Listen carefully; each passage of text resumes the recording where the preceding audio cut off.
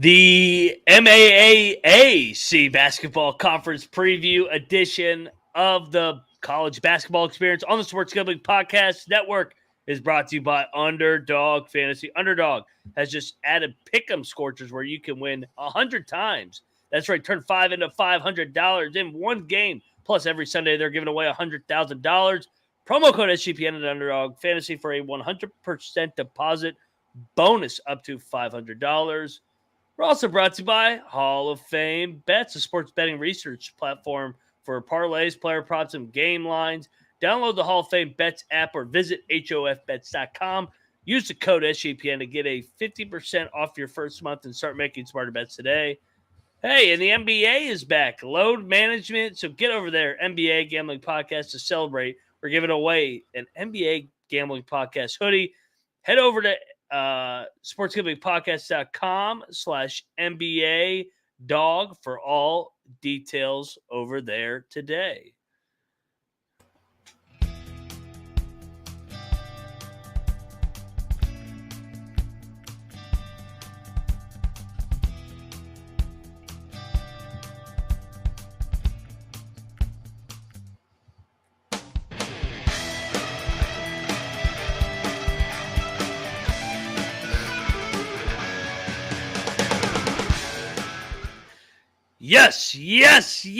Yes. Woo-wee. Welcome to the College Basketball Experience, MAAC. You know we're here, baby. Doubleheader on the College Basketball Experience tonight. Talking MAAC. Go check out the Ivy League that we just got done. This is the Friday night leagues. We're doing this on Sunday night because, once we get to February, January, the Ivy League's always going to be there Friday nights, standalone game. So you got to know these teams because you're going to be tempted to bet on them. But if you're wondering who the hell is yelling at you about the Ivy League and the MAAC, I am Moneyline Mac, a.k.a. the former video coordinator for Bob Huggins and Frank Martin, and joining me on the College Basketball Experience, a guy behind the scenes. He's got a LeBaron, he's always taking his good old female friend out there to movie night on Friday night while the Ivy League and MAAC is playing. He is Noah Beanick. What's up, brother? Thanks for having me on, Mac. Part two of our Sunday night set of, Northeast basketball leagues and the Ivy League and the MAAC here. And for those that are listening on the podcast side and maybe they tuned into this one first, Colby not here tonight because he's moving out at the end of the month here and moving into a new place. So Sunday night is kind of his off night typically for most weeks. So that's what is going on in the Dant household over there. And Mac and I are going to be more frequently doing some of the smaller conferences here as we finish out down the home stretch as Colby continues his move out. Anything else that we needed to hit on? I guess on a personal standpoint, the MAAC was my worst conference that I was betting on last year. Like my record betting this conference was severely worse than others. And we talked about it on the last show with the Ivy League. Friday nights, Mac touched on it here on the Open too. It's the MAAC, it's the Ivy League, and it's the M-AC, the MAC, the Mid-American. And it's kind of like I don't know how to read this board right now. I'll take one from the real MAC. In my opinion, I live in Michigan, so I got one from the MAC and then the one from the MAC. And that's kind of how my Friday nights go. And if I go 50%, I'm happy. So Mac, how do you feel kind of on the MAAC here? Well, I love the MAAC. You know what the MAAC does have too? So we talked about standalone Friday night games. You won't get eyes on that because you'll have the LeBaron over there looking at the stars, as Colby says. But what they do have too, once we get to February, I love the Sunday afternoon kind of standalone games. I wish more conferences played on Sunday. I mean, I love doing the Saturday night show or the Friday night show, preparing for Saturday night, but I would prefer not to pick 150 games. Can we scale it back to 110, 120, where I can sprinkle a little bit 20 more on Friday or 10 more on Friday, 20 more on Sunday. spread it out a little bit, man. I don't need freaking Iona Siena Saturday at 4:00 while I'm freaking grinding out 2 Big 12 games, 3 Big 10 games, a Big East game in the SEC, and well, you can't watch Pac-12 because it doesn't exist anymore. What were you gonna say, Noah? You have a point though in saying that, because I mean Colby preaches it on the college football experience all the time. Play more midweek games. Play more games not on Saturday or Sunday, because you'll get more eyes on this conference, and that's what this conference does. I mean, like a ton of gamblers know about the MAAC because I mean there's only 12 games on Friday and then 20 to 30 on Sunday, but on Saturday you get 150, and you have a better chance of being able to be watched on a Friday or a Sunday, and that's when these conferences play. And I also think it's a travel cut cost thing on travel, because you're only traveling Friday through Sunday. You get back home on campus Monday through Friday, and these schools care about school, so that's one thing too. So school, yeah. Academics number 1, basketball number 2. As my friend Les Miles would say.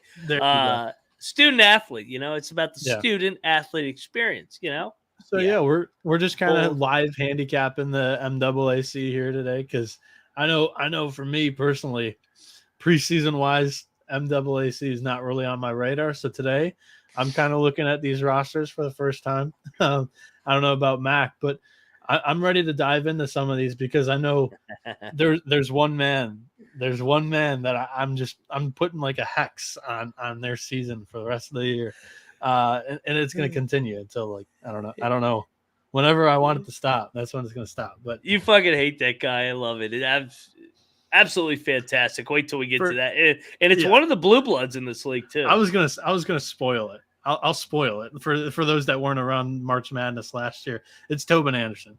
That's the guy that I just have an axe to grind with him. But it's not only because Purdue lost. Like, I'm not a salty Big Ten fan on Tobin Anderson. He just rubbed me the wrong way.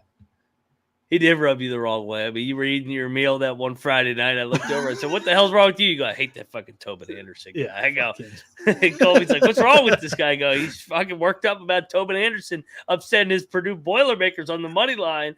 All right, well, let's dive into this on the other side. But first, we got to talk about the Underdog Fantasy, because Underdog Fantasy is a way to play alongside your favorite football team all season long.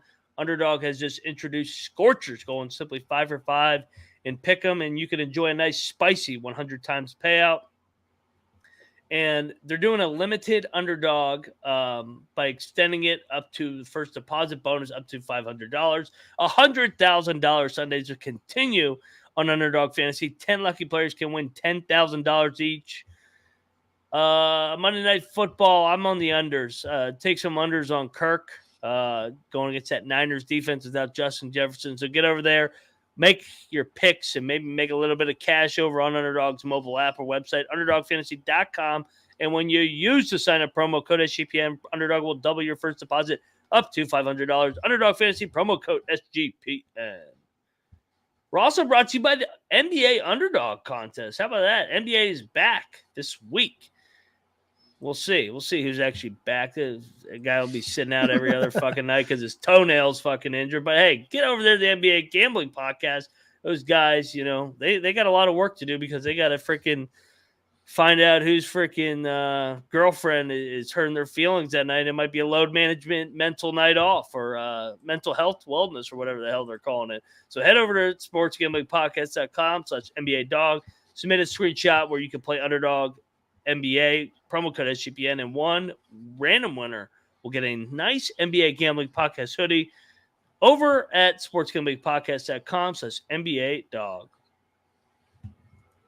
All righty, man. Let's dive right into the MAAC. And we're going to lead it off with the Golden Griffs.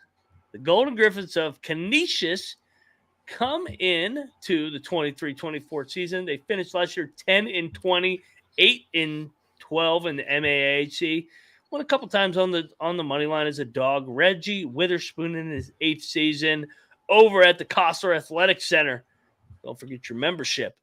Departing the Golden Griffs, Jordan Henderson, 14 points a game. Jameer Moultrie, he's from DC. I remember Jameer when he was in high school. 10 points a game. Jacko Fritz, 8 points a game. Coming in through via the portal, Joe Jones from Georgia State. Cam Palas from Valparaiso. Oh, man. The Golden Griffs haven't had a winning year in quite a while. 2017-18 was the last one.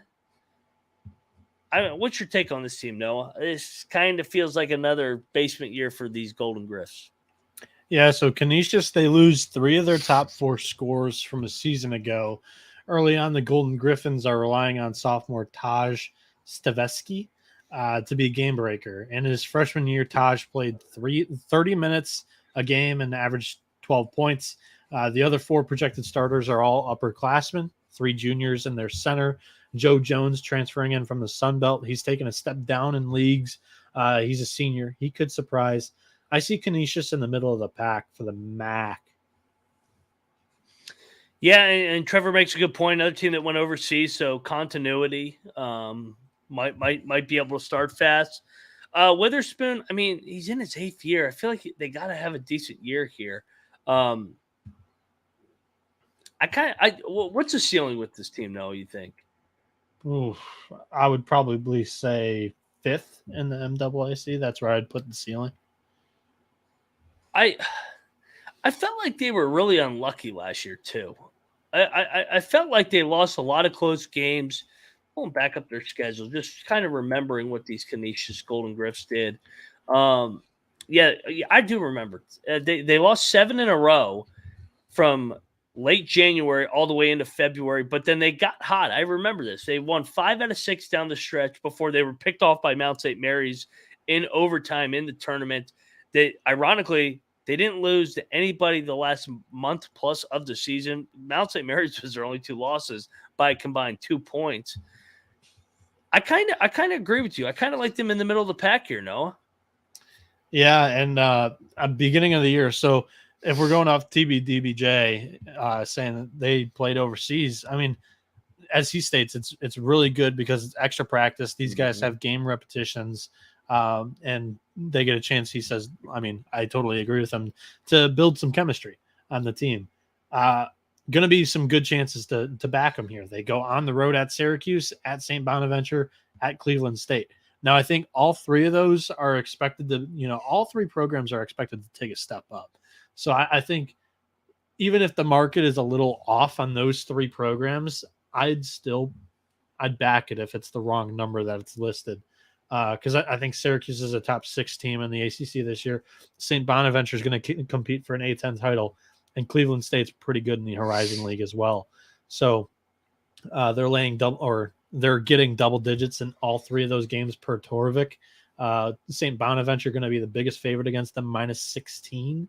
That's a projected line, of course, but that's kind of how I feel with the first couple of games. The first game that I'd like taking Canisius here is maybe Wofford, because they lose quite a bit. Yeah. Yep. I think you look at Witherspoon too. It's a big year for him, man. I mean, last 2 years combined, 21 and 43. It's kind of a put up or shut up year. They haven't finished in the top 4 for over a couple of years. He started strong, so big year for them. So and we have like Trevor Vandenbosch Jones, Rob Donaldson in the chat right now. Ryan Hasty was in here. A couple of diehard college basketball fans. We're all kind of handicapping this conference as we go. Rob goes, there only 3 double-digit losses in non-con last year. So really impressive comparatively to the rest of the conference. Totally agree there. And if you're getting double digits, and they're getting it in 4 games here in the non-conference, Syracuse, St. Bonaventure, Cleveland State, like I mentioned, and then they play at Pitt. Mac's going to fade them there. So, oh yeah, they're live that game. Hey, they're live on the money line. I don't know about that. But. And shout out to Garrett. He says, can't wait for January and February where he's blindly tailing Moneyline Mac, fading the Pitt Panthers. Just kidding. I added that in there. But yes, we will have a couple Wildcat parlays. We'll have Bulldog parlays. We'll have Cordy Love parlays. We'll have Noah Beanick's steaming LeBaron hot rod parlay parlays or whatever. I don't know what Colby's going to come up with. He came up with season tickets for Holy Cross in Denver next year. Like who knows what he's going to brainstorm over there. We gave out, so the season's so long. I'll never forget when I gave out. Remember when I gave out that state of Michigan parlay and went 0-4 on it? Yeah, with fucking the Wolverines, Sparty.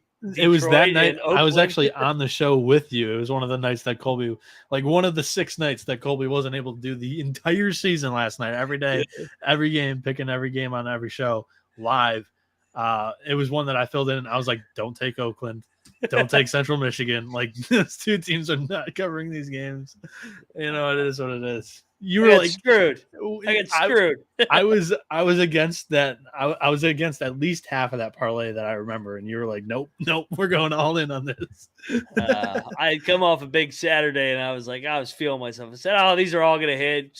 Tom Izzo, he's gonna win outright at Purdue. They got fucking Zach Edey smoked. Rob Donaldson says no more Michigan parlays because Eastern Michigan was shoved in there a couple of times last year too. They were so fucking bad. I remember I walked out of church and I think it was Michigan. They were down like 15-2, and I go, "Well, this parlay ain't hidden. Let's go to brunch and have a couple freaking mimosas, Bloody Marys, and just forget I placed that parlay." So yeah. Rob in the chat goes, "Mac was the governor of Michigan for exactly 14 hours before fleeing the state." I tried to save you guys. Fuck Michigan. No offense, Noah. Speaking of a program that's kind of hit dumpster fire, Noah. Ooh, Fairfield. The Stags. I don't know. They got a new arena though, right? They did, but did you see the news that dropped a week ago? Maybe not. No, this is not a conference that I pay attention to too much. Well, Jay Young stepped down as head coach, so we have a coaching change. We have an interim change in mid October. So this is once again we're talking MAAC and how fucked up this league is and trying to handicap it to keep it completely honest. This just adds another layer to how fucked up this league is. Yeah. Shout out to the Almanac too. Like they do great work and they put out a lot of this before. They're great. Even Ken Palm and Torvik are out. They have Fairfield projected second in the MAAC. So not sure that's going to happen. No, it's. I mean, he stepped down there. Former Niagara head coach Chris Casey is going to step in as interim coach. Oh man. This is a hard team to handicap because this is, like you said, they had high expectations for Jay Young this year. They brought a lot back. I mean, they did lose a couple pieces. Supreme Cook, that's a great name, by the way. Supreme Cook, 13 points now, right? Yeah, 13 and 8. TJ Long, 10 points a game. Alon Rose, 10 points a game. So they did lose some pieces. But, I mean, they brought in Yetna from Seton Hall. That's a big piece. He was a high major guy. Lewis Bleachmore from St. Joe's and a couple JUCO guys. Damn.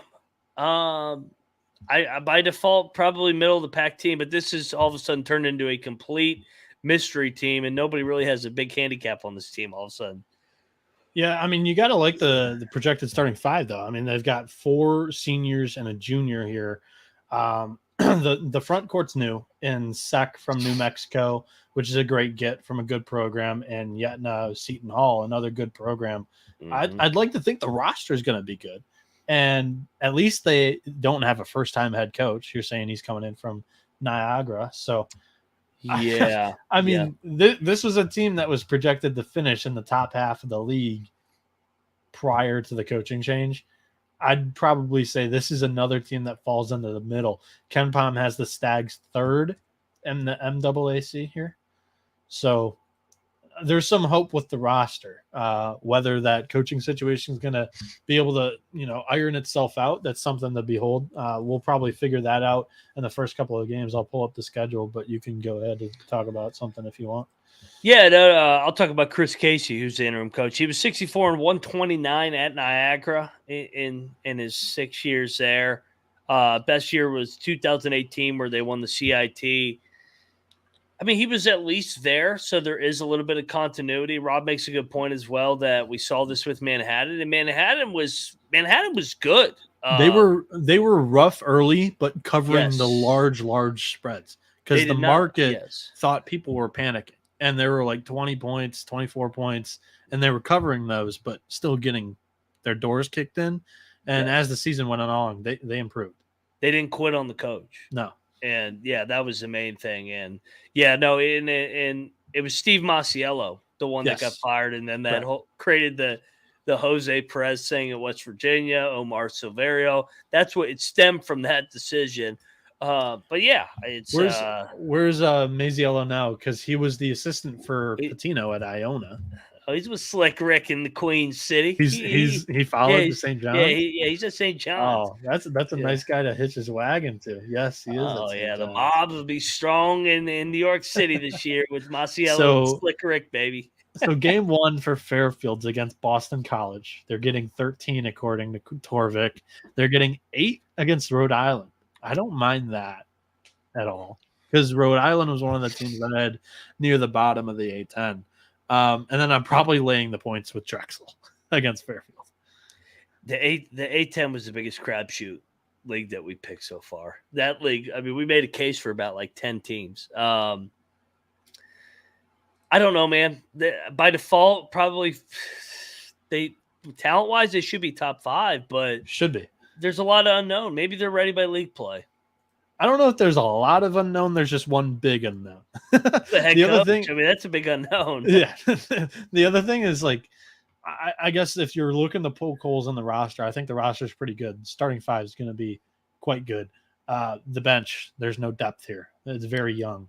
So hopefully there's no injuries. Hopefully they can avoid the injury bug. And Yetna's got to stay healthy. Yetna never Yes. stays healthy. So, all righty. Well, that puts a bow on Fairfield. Let's go over to Noah Beanick's favorite coach in the league. Tobin Anderson takes over the Iona Gales. No more Slick Rick over there for these Gales. Great year last year, 27-8, 17-3 in the MAAC. Got absolutely screwed on the draw. If they had played anybody but UConn, they might have actually won a game. They lose about almost everybody. I mean, they lose Jenkins, who averaged 16 points a game. Walter Clayton, 17 points a game. Nelly Joseph averaged 15 points a game. Gene Lewis averaged 8 points a game. And most importantly, they lost Slick Rick Pitino, the Hall of Famer. So this team's going to be a work in progress. Tobin Anderson, though, has proven he can build a team through the portal at Fair Dick. And then obviously everybody He was a knows winner that- coming up through the ranks too. JUCO, D2. Yes. He's a good coach, man. Yeah. I know you don't like him, but he does a good job. Talk about the fit. Do you think he fits Iona? I mean, I think he fits the area. If he started at Fairleigh Dickinson, I mean, he's not moving from the place that he was comfortable at least recruiting. But he didn't recruit too long at Fair Dick. He was only there for a year or two, and then he's hopped again. That's one thing that I have against him is he doesn't build anything. He's had a couple of good years, which I mean that's definitely kudos to him that he's winning immediately at some of these programs that he's going to, and maybe you just stop listening to me because I got an axe to grind with his ass. But the thing about it with me here is like they didn't win the conference last year.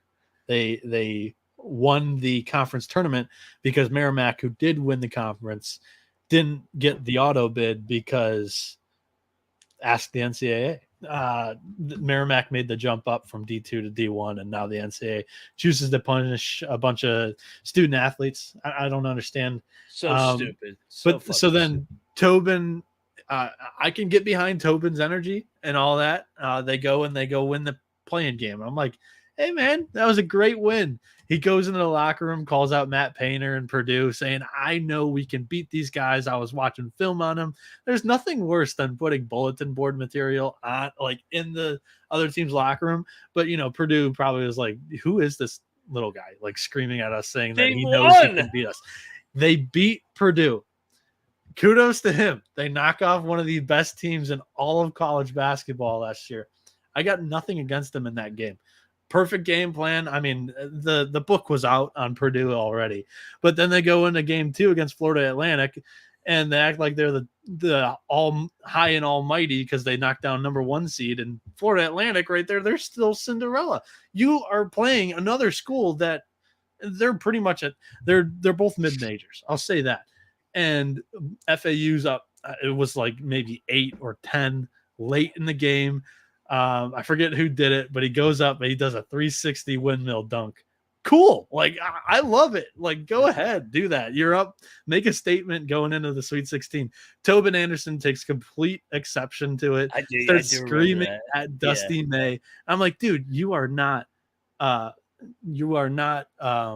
the word that I want to, like, damn it, I can't think of the word that I want. You're not entitled. Coach K. You're not entitled to be able to be bitching out another coach that, they're happy to be there, and you should be too. Like, that was the biggest thing that I had against Tobin. So, and then he bounces schools to Iona. Props to him. He gets a raise in the paycheck, but I don't know. I got an axe to grind with Tobin for at least. I gotta at least see him now with him getting more attention at Iona, under the limelight there in New York for a little bit longer before I can start to like him again. Because I think he's a great coach. I think he's very positive with a lot of the guys in the locker room. Like, everything that they were putting out on the guy, amazing. But I hated how he acted in the NCAA tournament and when they lost. Like, that's how you're judged. Not when you're on the high horse. When you come off a big win, it's how you lose and get back from it. I just pulled it up on the side, and I did forget how ridiculous that fucking was. It is. I thought that was soft as fuck.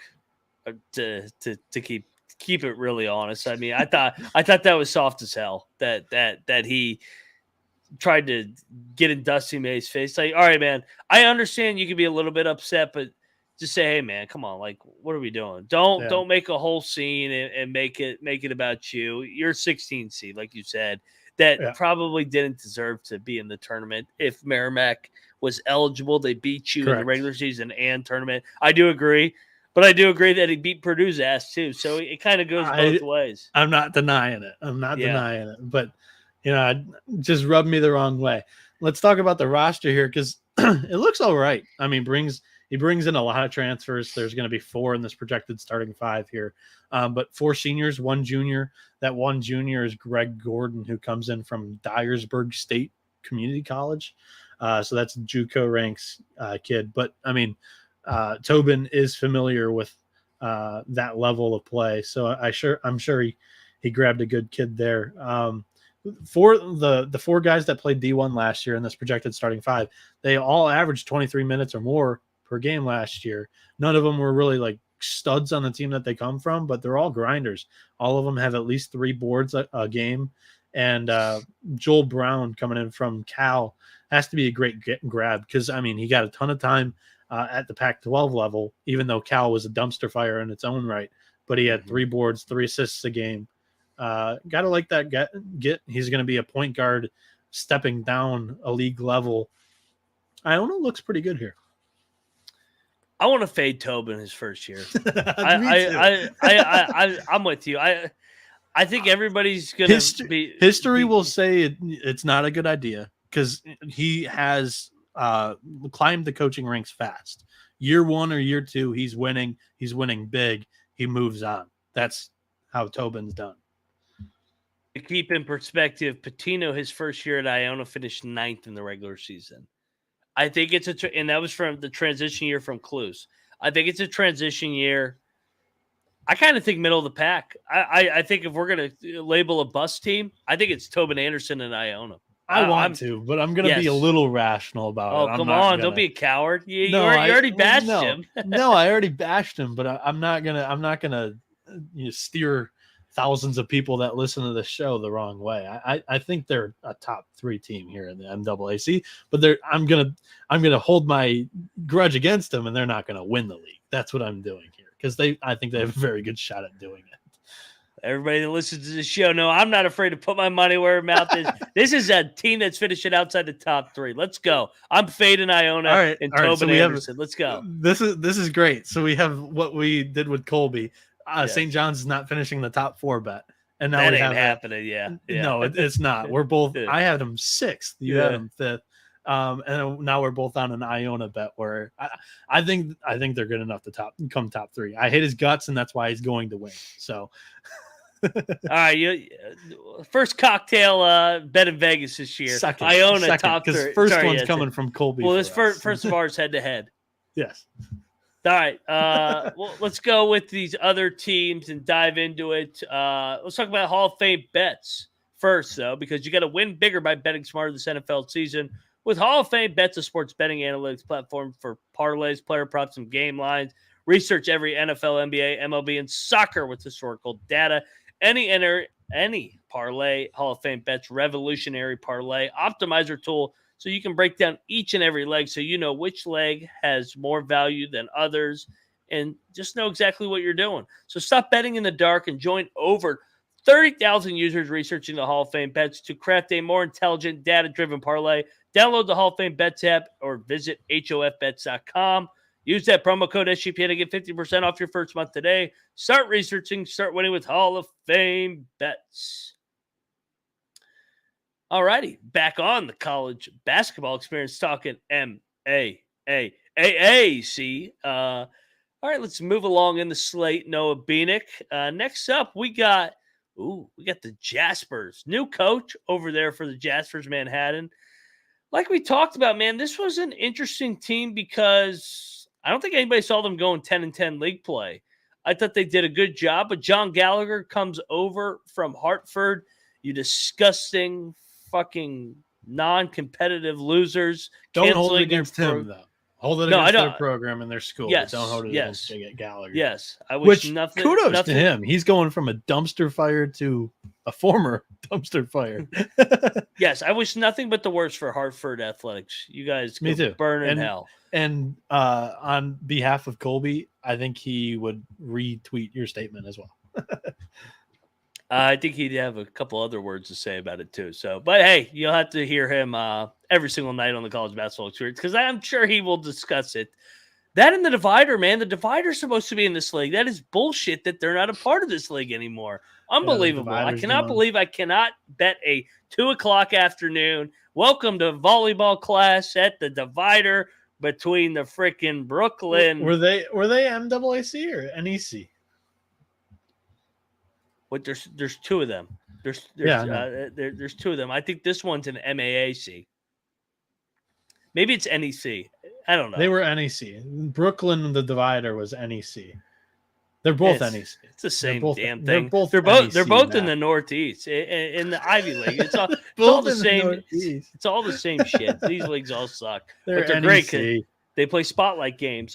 This team we'll be talking NEC later this week, by the way, either like Monday or Tuesday. Gosh. I forget what day we scheduled it for. I can't wait to bet a lot of money on the NEC games once again. Ant Nelson's out, 15 points a game. Josh Roberts, 12 points. Samir Stewart, 12 points a game.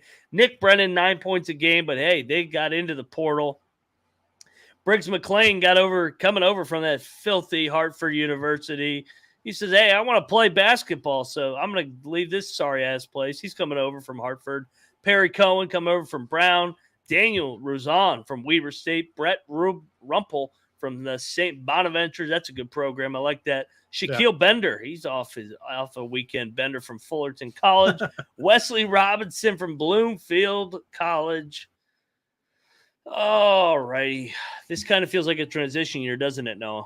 Yeah, a little bit of a rebuild, but dude, Briggs McLean coming over from Hartford. He was their best player. That's a great get. He's a senior, averaged 31 minutes a game last year, 14.5 points. He's going to be a great duo with Brett Rumpel, who, I mean, I say it with Villanova quite a bit. Guards from Villanova in the portal. It's gold. St. Bonaventure, I mean, they keep a very good program, and it's another guard. I mean, they are wonderful in development. So I'm sure he's a redshirt sophomore. 2 years in that program behind the studs that they've had in the last 2 years. Rumpel might be all right. I think that's about as many as the positives that you're going to get from this team because the other pieces on this team are very inexperienced. I kind of think this is the worst team in the league. I feel like they're going to take their lumps, but I always say this with first-year head coaches. When they're a heavy dog in February, catching 15, 16-point lines, maybe even 20, I think they're going to get better and better, and that's when we want to back them. when they got nothing to lose, and this inexperience all of a sudden has a little bit more experience. Yeah, I'm kind of just handicapping this on the fly here. Manhattan is last in Torvik and KenPom. They bring back the third least experience from a season ago, and this team is very different from the year before. So if that's what you're kind of expecting from the Jaspers, I'd say no longer. That was a nice way of putting that they're going to suck ass. That was a nice way of you, at least glass half full. No, Beanick, I liked it. So, all right, man, let's move along. We'll see where we end up putting the Jaspers from Manhattan. Let's talk a little bit of Marist Red Foxes, baby. The Marist Red Foxes coming off. Where'd it go? Oh, there we go. 13-20, 6-14 last year in league play. John Dooney in his sixth season at the helm. They lose a couple pieces. Fuck, the key one, Patrick Gardner, 19 points a game, 7 rebounds a game. That's kind of a big piece. Anthony Cooper, 7 points a game. Stefan Ingo, 4 points a game. A little bit in the portal. They went out and got Jackson Price from the Citadel, Max Allen from San Jose State, Isaiah Sulak from Tennessee. I mean, a little bit of Power 5 there. I don't know, man. What do we think of these Marist Red Foxes? No, Beanick. So they bring back the third least experience from a roster standpoint. They've got 3 sophomores in this projected starting 5 here. The guard play is going to be quite good. I think all of them averaged 26 or more minutes from last season. As for Marist, they were kind of like a Jekyll and Hyde team from what I remember last year. It was, yes, they would cover a few, and then you'd start to back them, and you're like, this is not the team that I started wanting to buy into here. I can jump into the schedule a little bit, but I think this is I think it's the back of the middle. Like if we're tearing this thing off into like 3 or 4, I'd probably put them either in the top half of the last quadrant or the back of the middle for me personally. Yeah, I tend to agree with you. I think they're really going to miss Gardner. I think that's a big piece that they're going to miss. Huge. They're going to be a work in progress this year. So, I mean, this is going to be another team that I feel like these teams are so hard to get a gauge on in the MAAC. So, looking forward to seeing what the Red Foxes. Big year for John Dooney. So, he's got to figure out a way to win some ball games. Yeah, they lose their top scorer from a year ago, and their offense was already ranked 9th out of 11. Not good. Yeah, it's gonna be another. I like the bottom half team. I have them probably like 7th or 8th in the MAAC here. Same. So we'll talk about that at the end. All right, next up, let's go to the Mountaineers. Great mascots. I mean, can't think of a better one. Let's go, baby. The Mount St. Mary's out of Emmitsburg, Maryland. Dan Engelstad in his 6th season at the helm. They play at Knott Arena. They're in outside of Frederick, Maryland. Key departures, guys leaving the program. Jalen Benjamin's off. He averaged 16 a game. Malik Jefferson, 8 points a game. DeAndre Thomas, 7 points a game. Bringing a couple of transfers from Richmond, Malcolm Dredd, and Presbyterian with Terrell Ard. Man, the Mount's been down lately. I'm waiting for them because they had it rolling, but they were in the NEC. They did transition over into a new league. It is a transition period. It'll be year 2, I believe, in the Metro. Yeah, year 2, because I do remember them being in the NEC because they were in the tournament there last year. Yeah, this was West Virginia's opener last year, and I remember breaking down the Mount and talking about how they're transitioning from a new league. So, what do you think of these Mountaineers, Noah? I think I'm quite high. Like we've mentioned, kind of first time I'm looking at the rosters. 4 seniors and a junior in the projected starting 5 here. They lose one of their best players in Jalen Benjamin last year, but they lost Chong Kui the year after going to the NCAA tournament, and they were they stayed afloat. They were tied for 8th in the Metro last season. So I think this team's going to be all right. I think this is probably a middle to above average team in the Metro. I like the trio of senior guards here, and Xavier Lipscomb, Joshua Reeves, and Dakota Lefew. Two of those guys, in Lipscomb and Lefew, pretty efficient shooters. So Lipscomb in limited minutes shot 46% from three, and Lefew 38, and Reeves right behind him 36%. So I think this team might be all right. I kind of agree with you too, and I think you make a good point with the transition from a new league to another. It takes a year, get acclimated, find out how physical one league is versus the other, recruit to that, bring in players to adjust to that. I kind of think that 9-1 may actually be worth the sprinkle here. I think this league is pretty wide open. Last year, if you take out Iona, I mean, second place was 11-9, or sorry, the moving company actually finished 13-7. Yeah, I mean, they got veterans. I think this is top half of the league team. Yeah, I tend to agree with you. I think they're definitely top half. I got to see more of these rosters before I kind of make a claim on how confident I am in the Mountaineers this year. But the Mount is only a 2 years removed from NCAA tournament appearance. They took a step up in league, which kind of, they dipped their toe last year.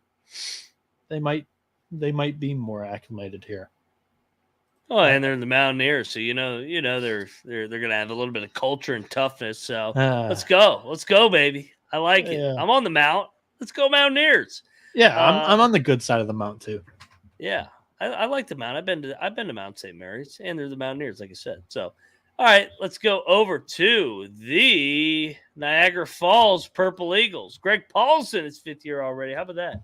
16-15 last year, 10-10 in MAAC play.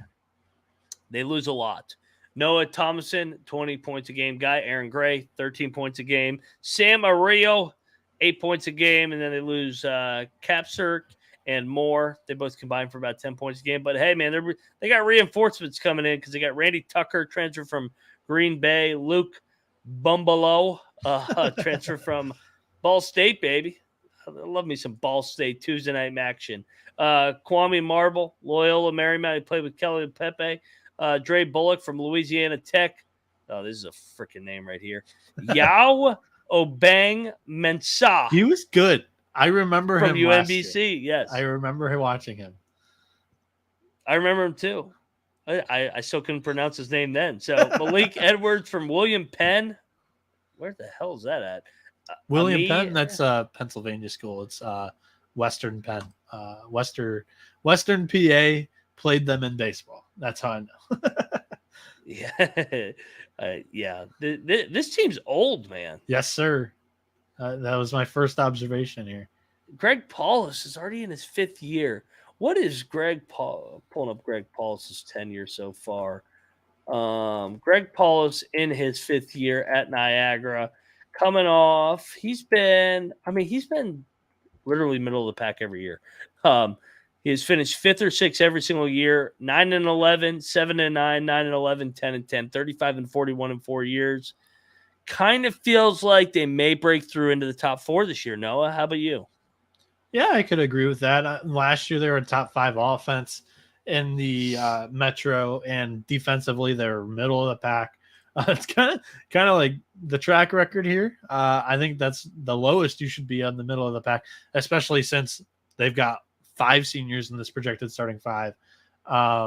So I would say this: none of these guys have a ton of miles in their engine when it comes to play and basketball. A lot of these guys are kind of like mid-20s, low teens in minutes. However, a couple of the transfers in Bumbalo from Ball State coming over from the MAC, I would say that's a little bit of a step down. Loyola Marymount from the WAC or from the WCC is a step down in conference. And then Mensah, I thought he was quite good as the big man for UMBC.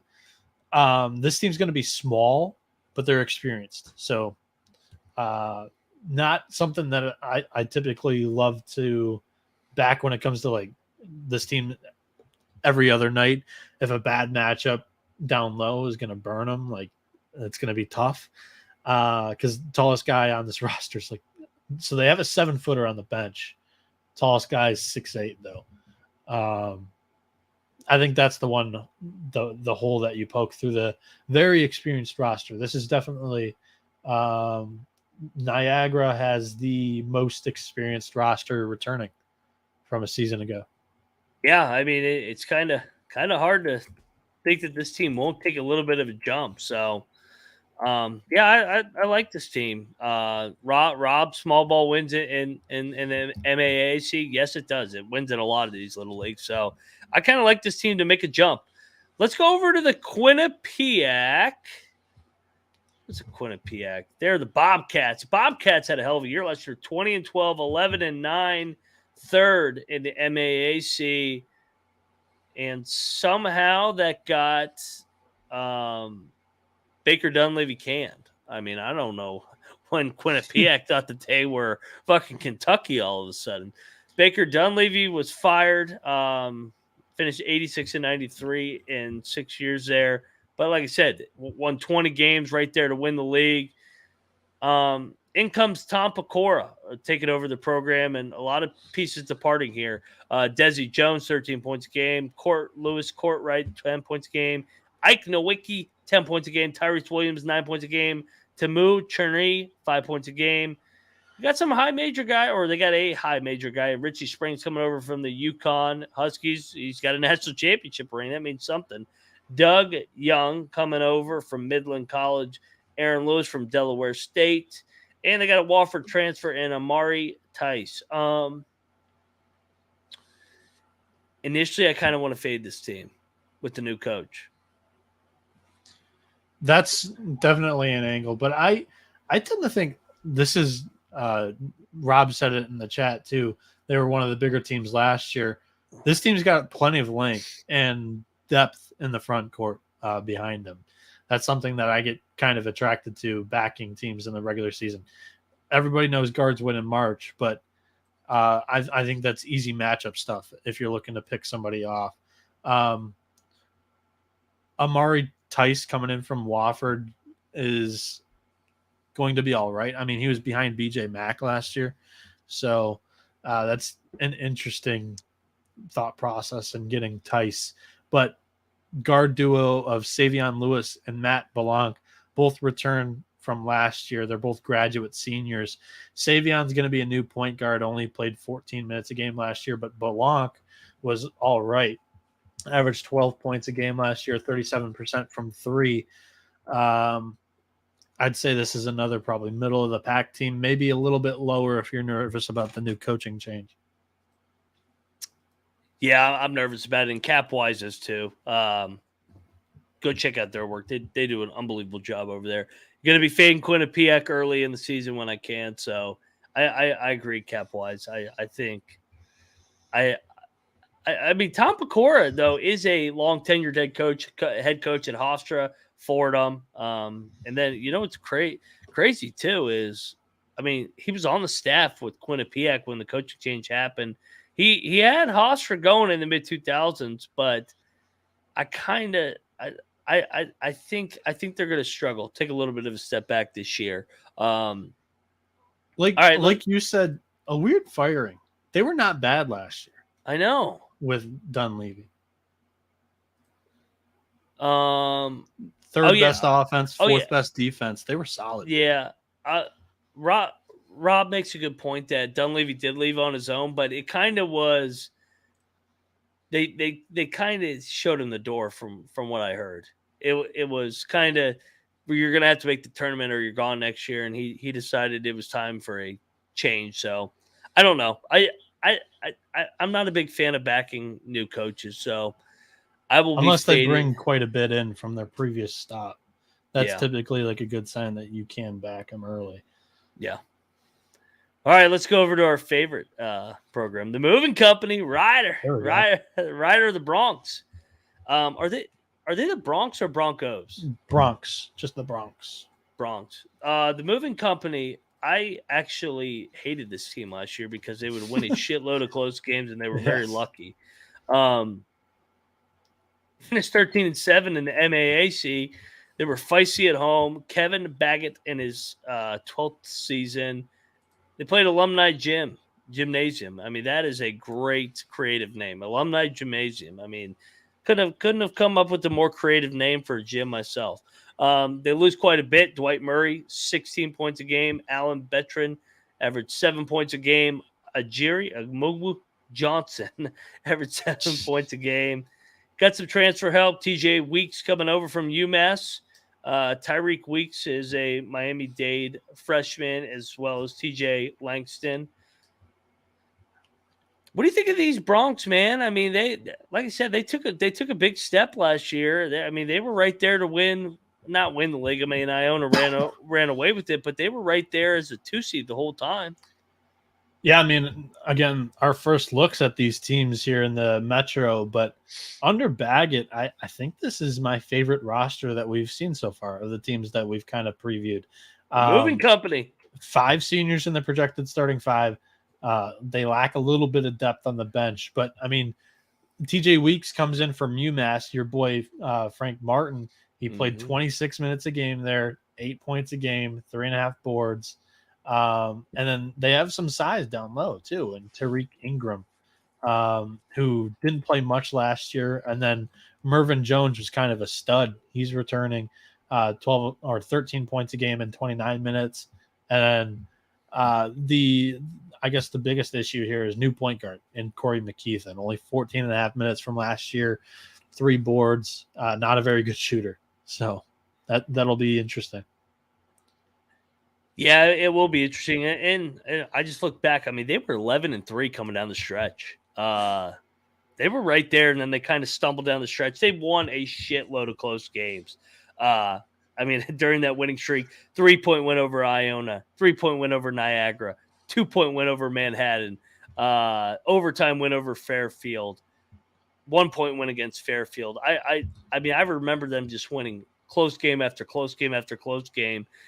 And then it kind of finally caught up. But I do agree. They do have a good little foundation here. They were the best rebounding team in the conference last year, and they bring a lot back. They were the second best offense via KenPom and 5th best defense. I think this is the best all-around team that kind of returns quite a bit. I think this is definitely a contender. I think the biggest question mark that I have is point guard play. Same. I'll go top 4. Top 4 for the moving company. I wrote down top 3 so far of what we've seen. Noah's trying to get a discount at the moving company. Here we go, baby. I need to do it for my boss Colby, since he's he is ready right now. He'd get over there, watch a little bit of Ryder Bronx basketball. All right, here we go. Siena Saints. This is a good program. I've always been a big fan of this. Jimmy Patso stays. Cam Macarello in his 5th year. He was a assistant coach at G-Dub before that. They do lose some pieces. And by the way, the guy everybody fell in love with March Madness-wise last year, Pickett from Penn State, he was a stud at Siena before that. So they got hit with the portal there. Javian McCollum, 16 points a game. Jackson Sormo, 13 points a game. Andrew I love that Vladeck, duo last year. Yes. Goddamn, they lose a lot. Yeah. 11 points a game. Billups, 8 points. They don't really bring in a lot. They're young too, dude. Oh man, I love this program, but this is a fade. This is a fade of the new group. I mean, I really. That's a young backcourt. Young backcourt when they've been really, really old lately. They return 19.2% of their minutes. That's only out edging Manhattan after all their turnover by 1%, dude. By far the youngest team.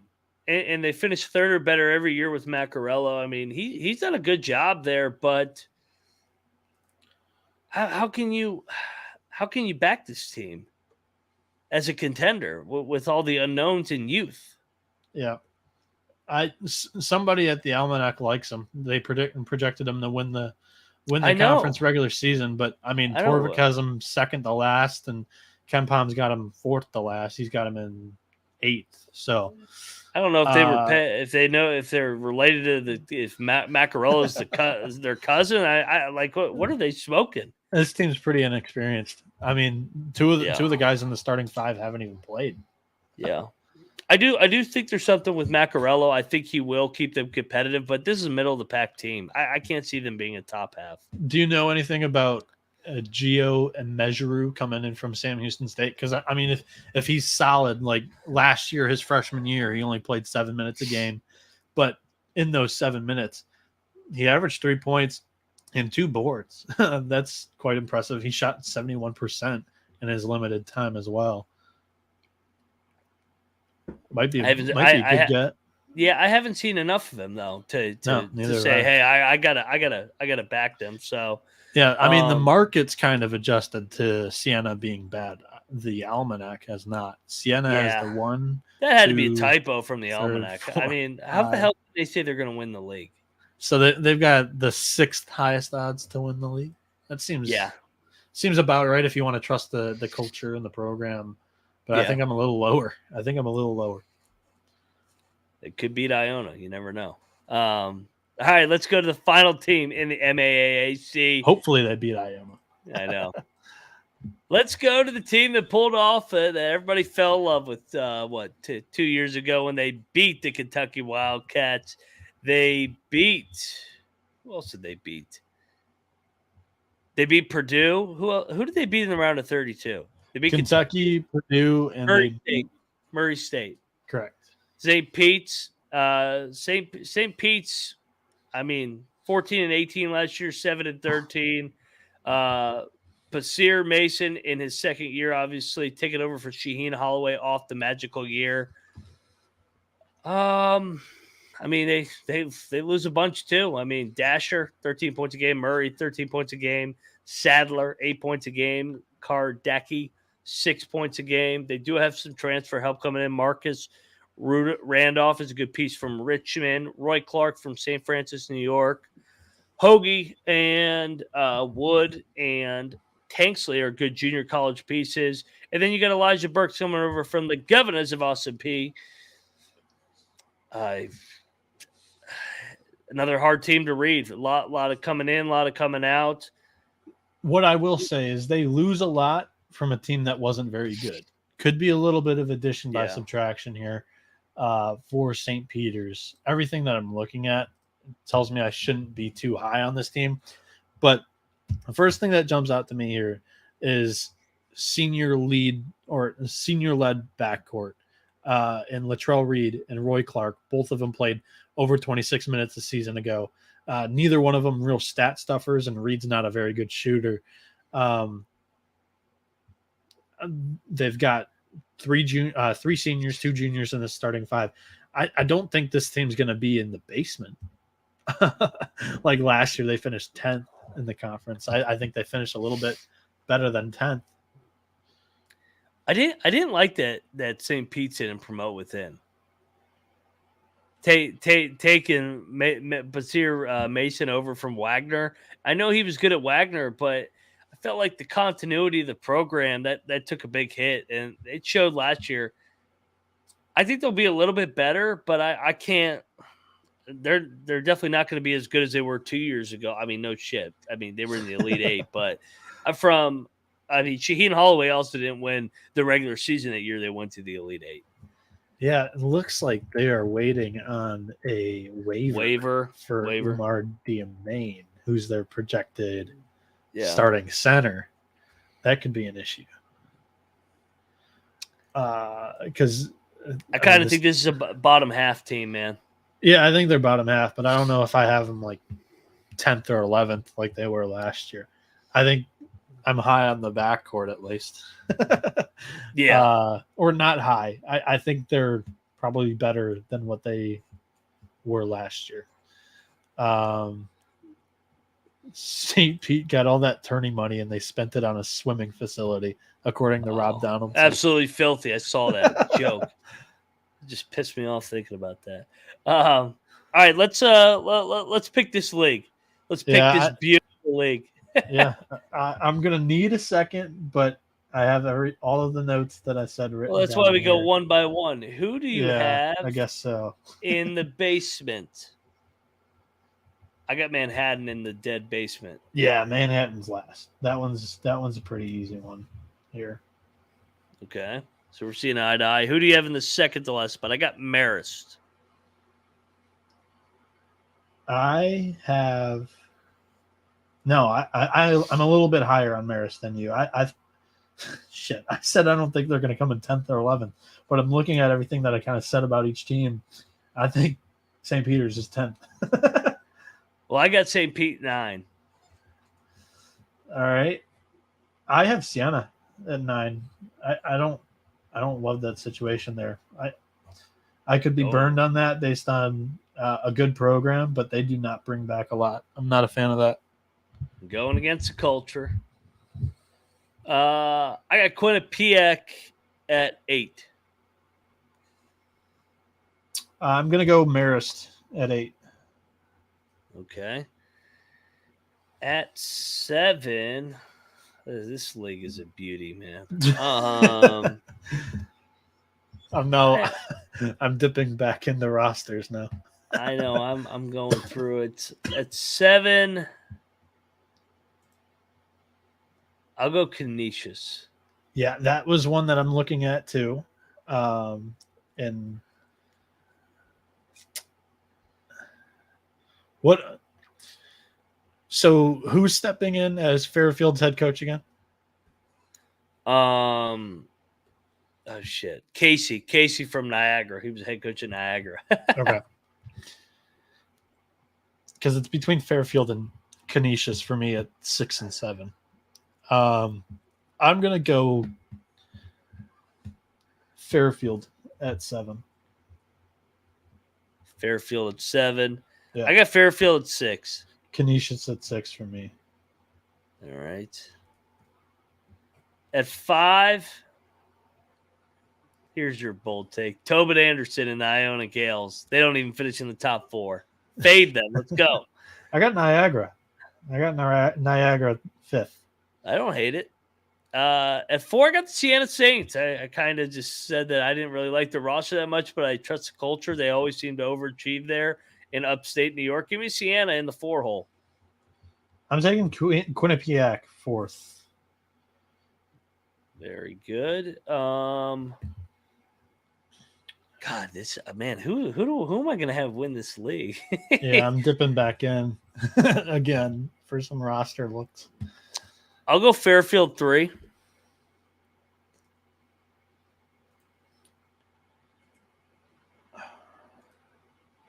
Wait, no. I had Fairfield 6. What am I talking about? I can't pick a third. I was about to say I thought I'd already picked Fairfield. So I got, who do I have left? I got Ryder, Mountain. Give me the moving company in the 3 hole. We like the moving company here at TC. I'm gonna go with between, because I'm not low on Iona, but I don't have them winning it. I love this league. Iona's second for me. I'm still figuring out my 1 and 3. Iona second for you. Yeah. I got the Mount St. Mary's in the 2 hole. Okay, I'm gonna go with Mount St. Mary's at 3. There you go. Iona at 2. Who do you have winning it? I got Greg Paulson and the Niagara guys winning the league. Let's go. Let's go, Greg Pauls. Dude, this is like the least confident I've ever been in. Like, and I said it at the top of the show too. When we were talking this conference. I've got the moving company. I've got Ryder. There you go. Finishing on top. I think they were there last year. They bring back some pieces from a team that, tasted a good season this year. I think they want to go dancing. This league's going to be absolutely fantastic. And Tobin Anderson can eat it. Oh, yeah. They're finishing 5th. Yeah. I got him finishing second, and I'm still saying he can eat it. Greg Pauls is due for a breakout year. He's been 500 every single year. This is breakthrough moment. They're going to win this league. Let's go. All righty, that's a call. What are they at? Yeah. They were 20-1. Ooh, yeah. I like that. 20-1. You're nuts if you like anything in this. In the Metro. Yeah, Rob's on the moving company. I was going to say, what's the moving company for you? They were transporting a lot of money for us into our pockets from all their moving trucks. Ryder is plus 425.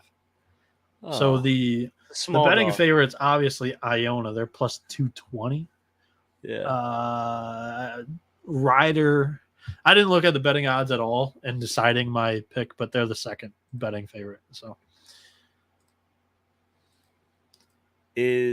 where's Niagara? I guess they're middle of the pack.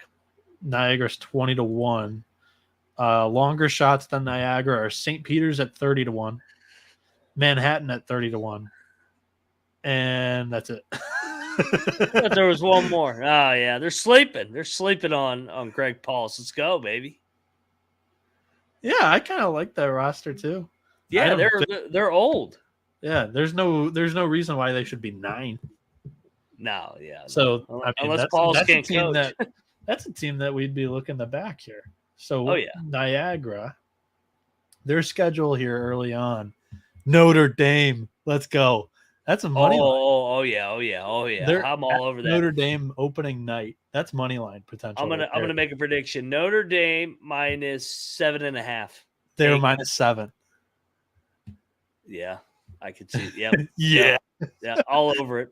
Yeah, all over. Niagara's going to win that game. That's going to be my money line dog on opening night. They're going to beat Shrewsbury. You can't have that as your number one dog opening night. No way. As a dog, yeah, they're going to win that game. They're going to win it, but that's not your number. That can't be your number one. They'll be plus 300 on the money line. It's Niagara. Yeah, Notre Dame. I'm saying I'm totally with you in taking Niagara over Notre Dame. However, I think we could probably. No, I meant we can find better ones.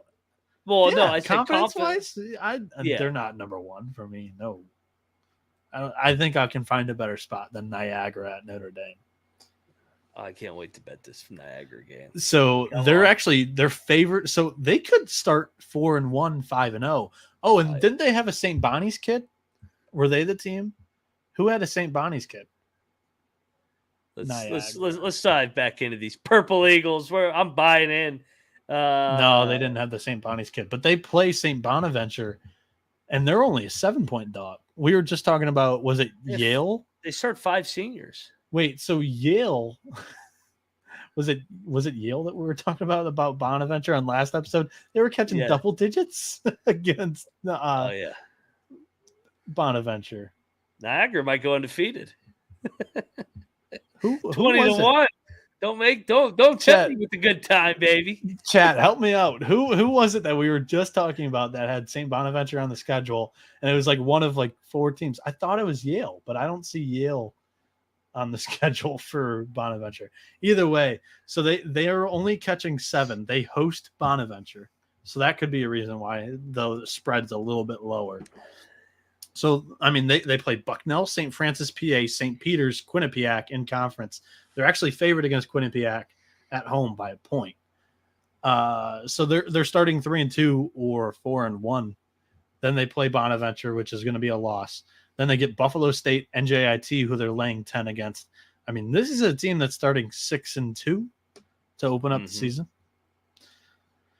What if that Notre Dame line opens at like Notre Dame minus like 4.5 or 5?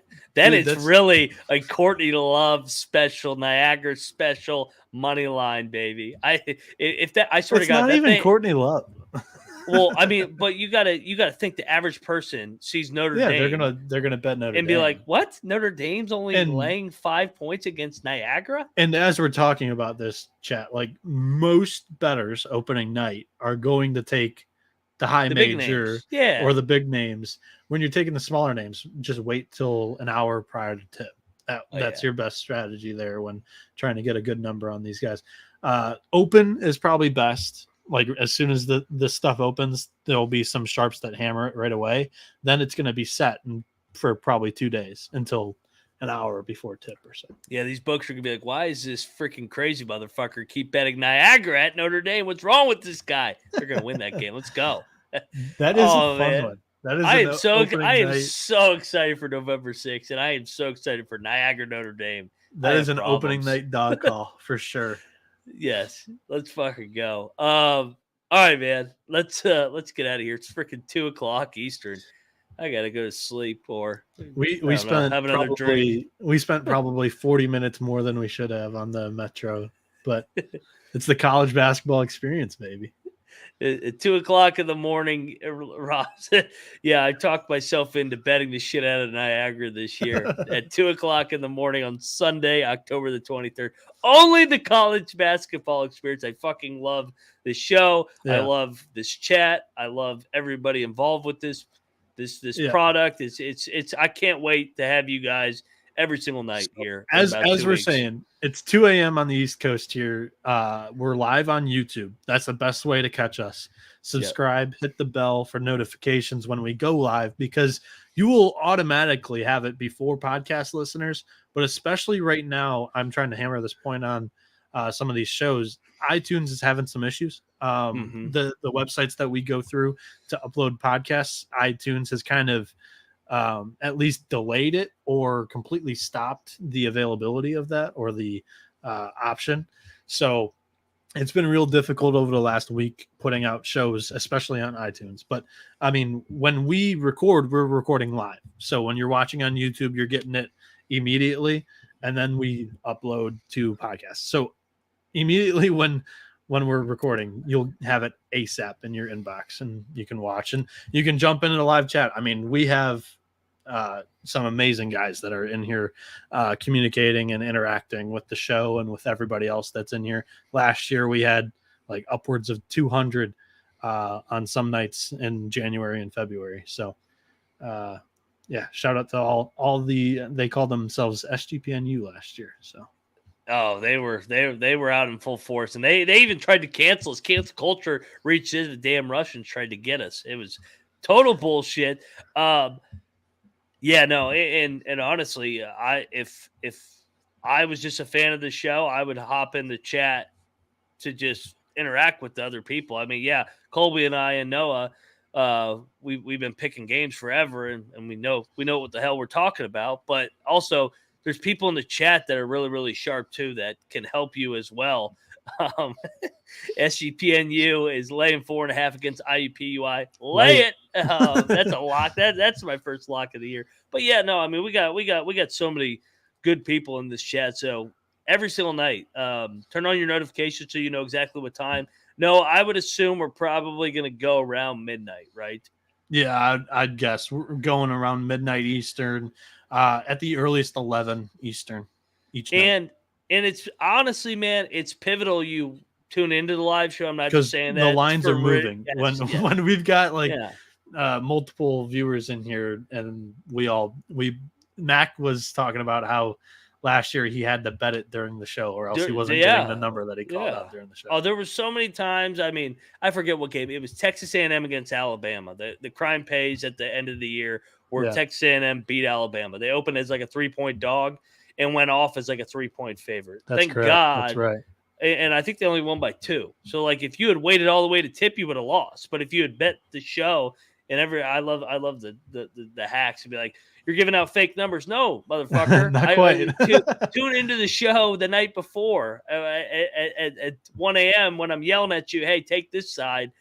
This number is going to move. So, it not just trying to promote the show, but I mean, just trying to help the average Joe out, baby. Yeah, 100%. So, but yeah, that's enough rambling. It's like I said, 2:15 a.m. Love you guys. Go subscribe to the College Football Experience. Colby will be back with Patty C, NT Nick. Go check out the FCS Experience. Go check out the Big 12 Experience, baby. I'm gonna look at the schedule and see what's up next. You can finish out the intro though. Yeah, I don't think we got anything later tonight. I think this is not show. Tonight. We're the only crazy enough show.